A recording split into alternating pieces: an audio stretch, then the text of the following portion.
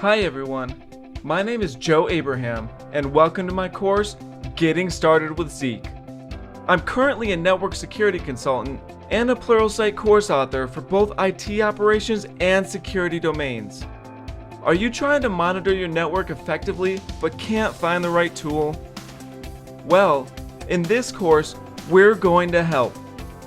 We'll walk you through the open source tool known as Zeek to help you implement a traffic analysis framework that's very flexible and efficient.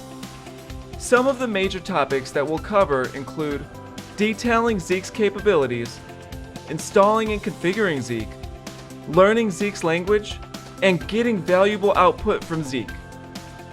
By the end of this course, you'll know all about Zeek and its functions, as well as how to install, configure, and operate Zeek in an enterprise environment. Before beginning the course, you should be familiar with basic IT terminology and network functionality. From here, you should feel comfortable diving further into Zeek scripting and learning more about network and security analysis in general through skill paths at Pluralsight such as Security Event Triage and courses such as Network Monitoring and Analysis and Getting Started with Packet Analysis.